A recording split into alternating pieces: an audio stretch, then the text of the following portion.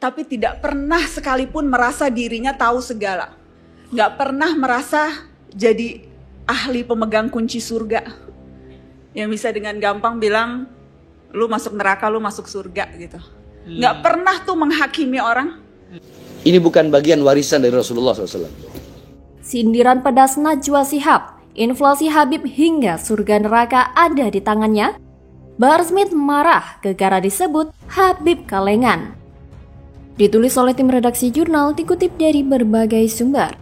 Ustadz, kiai, gus, siapapun di dalam ceramahnya, ya, di depan orang halayak ramai, ya, menghina habaib, ya, menghina habaib, menfitnah habaib, sampai bilang habaib itu nggak ada, padahal udah ana jelaskan tadi. Ini ustadz, kiai yang butuh dibimbing. Halo, kembali berjumpa dengan suara Fani Bakri di channel Jurnal 45. Najwa Shihab kembali jadi sorotan setelah mengurai sindiran pedas tentang inflasi Habib yang kini marak terjadi. Inflasi Habib artinya banyak tokoh atau orang yang menyematkan gelar Habib di depan namanya. Najwa Shihab pun membandingkan dengan sang ayah, Quraisy Shihab, yang walaupun keturunan Nabi Muhammad SAW, tapi sebenarnya enggan dipanggil Habib. Uraian itu disampaikan Najwa Shihab saat diundang Daniel Mananta untuk acara talk show. Najwa bangga bisa memiliki ayah yang pandai dan juga rendah hati. Padahal menurut Najwa, Quraisy Shihab adalah sosok berilmu. Tapi tidak pernah dirinya tahu segala. Nggak pernah merasa jadi ahli pemegang kunci surga yang bisa dengan gampang bilang, lu masuk neraka, lu masuk surga. Nggak pernah menghakimi orang. Dan selalu mengatasnamakan itu gak pernah saya atau aku, tapi kami, ucap Najwa. Selain rendah hati, Quraisy Shihab di mata Najwa juga sosok yang tidak gila hormat. Hingga kini Quraisy Shihab enggan dicium tangannya, kecuali oleh anak cucunya. Berbeda ketika melihat penceramah kontroversial Bahar bin Smith yang sangat kesal dengan Ketua Komisi Fatwa MUI Banten, Kiai Haji Imaduddin Usman Al-Bantani, yang menyebutnya sebagai Habib palsu. Bahar Smith benar-benar tak terima dengan pernyataan tersebut. Sebelumnya, Kiai Haji Imaduddin Usman Al-Bantani telah menerangkan seputar bantahannya terhadap nasab Bahar Smith, keturunan Nabi, dalam artikel di laman Nahdlatul Umum dengan judul Menjawab Bantahan Nasab Bahar Smith. Dalam tulisan itu disimpulkan, keluarga Habib Ba'alawi yang menjadi akar nasab Bahar bin Smith atau Sumaid tertolak secara ilmiah dengan keturunan Nabi Muhammad SAW karena keluarga ini bernisbah kepada Ahmad bin Isa setelah 651 tahun dari wafatnya Sayyid Ahmad bin Isa tanpa sanad. Kitab-kitab yang ditulis terdekat dengan masa Sayyid Ahmad bin Isa tidak mengonfirmasi adanya Alawi dan Ubaidillah sebagai cucu dan anak dari Ahmad bin Isa. Kedudukan riwayat nasab semacam Ba'alawi ini dalam ilmu hadis menurut Imaduddin masuk dalam kategori maudru atau palsu. Masyhurnya penyebutan Ba'alawi masa kini atau tahun 1444 Hijriah sebagai keturunan Nabi tidak bisa dijadikan pegangan kesohihan nasab mereka.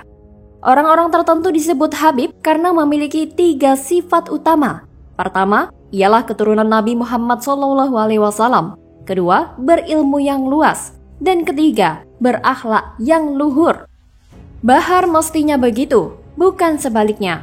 Untungnya apa? Ngotot terus. Jualan nasab, ngaku cucu atau keturunan Nabi sampai mesti bongkar dan rusak makam Nabi untuk buktikan karena ada tantangan. Padahal banyak cara lain. Itu pun kalau si Bahar mau.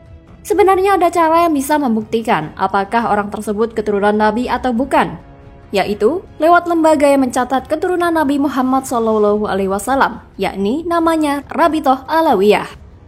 Gelar Habib adalah gelar yang diberikan kepada seseorang yang merupakan keturunan Nabi Muhammad SAW. Gelar Habib juga untuk menunjukkan kemuliaan orang yang memilikinya. Najwa menguraikan arti Habib sebenarnya di mata Quraisy Shihab. Habib artinya dicintai dan mencintai. Jadi nggak cukup kalau hanya dicintai. Tidak punya kedengkian, harus selalu rahmat, selalu terbuka pada perbedaan. Beberapa tindakan yang dilakukan Bahar Smith dinilai kurang layak disandang oleh seorang Habib. Masyarakat tidak memungkiri bahwa Bahar Smith adalah keturunan Nabi Muhammad SAW. Namun melihat perilakunya beliau, masyarakat tampaknya mulai enggan untuk menyematkan gelar Habib di depan namanya. Tentu kita sudah mengetahui tingkah Bahar Smith dari dulu hingga sekarang. Tindakannya yang cenderung anarkis menjadi pengacau bagi persatuan. Ceramah-ceramahnya cenderung berisi kasar dan menebar kebencian. Jadi, bagaimana kalau menurut Anda?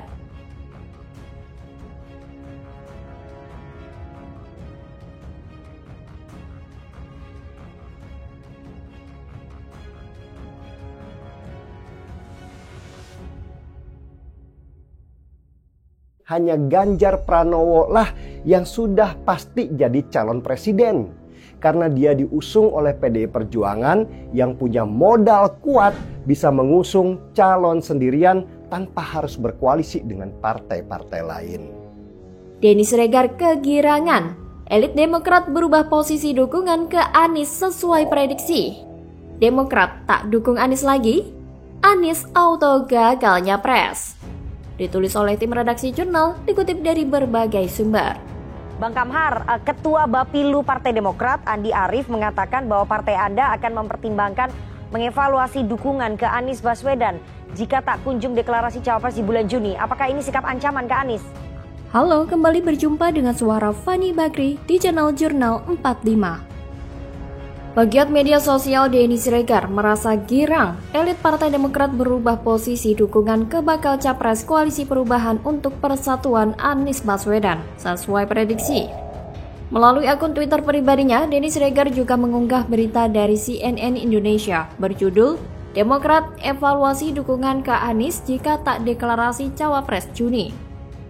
Sebelumnya, Dewan Pimpinan Pusat Partai Demokrat Andi Arief mempertimbangkan untuk mengevaluasi dukungan kepada Anies jika bulan Juni 2023 pengumuman cawapres tidak dilakukan. Kemudian, berdasarkan hasil sejumlah survei, elektabilitas Anies semakin menurun.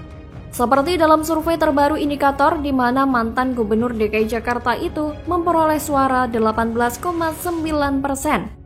Sedangkan Ketua Umum Partai Gerindra Prabowo Subianto berhasil meraih suara tertinggi, yaitu 38%, disusul bakal capres PDIP Ganjar Pranowo 34,2% dalam simulasi 3 nama.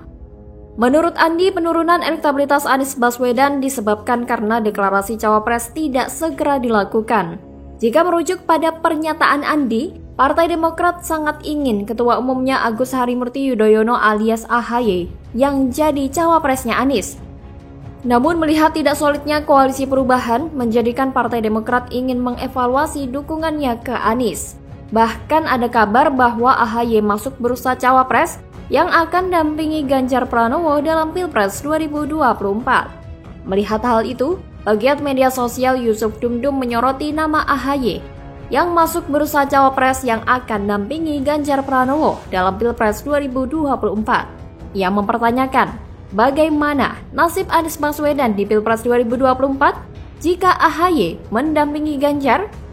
Hal itu disampaikan Yusuf Dumdum dalam akun Twitter pribadinya pada Selasa 6 Juni 2023. Tapi Yusuf juga mengimbau kepada para buzzer Partai Demokrat untuk jangan gegabah membuat isu.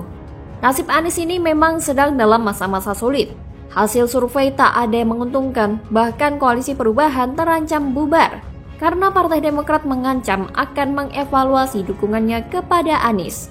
Ada kemungkinan evaluasi ini berhubungan dengan posisi Demokrat di Koalisi Perubahan, yang kemungkinan besar akan hengkang dari Koalisi Perubahan dan merapat ke koalisi lain jika tidak menjadikan AHY sebagai cawapres. Memang Agus Harimurti Yudhoyono cenderung menjadi boneka dari sahwat politik ayahnya yang mengaku turun padahal sejak kapan naik gunung. Kalaupun turun gunung, kok sudah berkali-kali? Suka atau tidak suka bahwa Anies Baswedan ini tidak naik surveinya, dan kemudian partai-partai yang berkoalisi turun surveinya karena ada partai yang sudah secara terbuka memasang-masangkan. Terkesan memasangkan Anies dengan kader tertentu.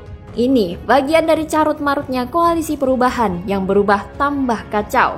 Tak hanya itu, turunnya elektabilitas Partai Demokrat di Litbang Kompas juga dialami oleh Nasdem bahkan PKS. disinyalir tak lolos loh. Kader Nasdem sebagian menilai bahwa faktor penurunan itu terjadi lantaran ada partai yang ingin memaksakan kadernya menjadi pendamping Anies Baswedan. Nah, jika kita tengok pada survei Kompas terakhir, ada penurunan atau suara Demokrat agak turun. Namun itu tidak saja terjadi pada Demokrat. Nasdem juga mengalami hal sama. Hal ini menandakan bahwa memilih Anies Baswedan bukan pula rahmat bagi mereka, melainkan malah petaka besar jelang pemilu 2024. Belum lagi jika PK yang sementara ini sedang berlangsung tersebut akhirnya dikabulkan Mahkamah Agung, otomatis Partai Demokrat akan dipimpin Kepala Staf Kepresidenan atau KSP itu. Dengan demikian Agus Harimurti Yudhoyono akan menelan ludah dan otomatis mereka akan keluar dari koalisi perubahan yang diisi Nasdem dan PKS. Namun kemungkinan ini sangat kecil. Kemungkinan terbesar adalah bubarnya koalisi perubahan. Ini akibat saling ego kepentingan dan tak pandai dalam mengambil jalan tengah.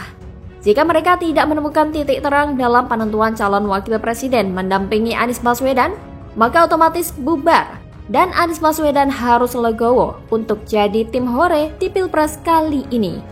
Bagaimana kalau menurut Anda?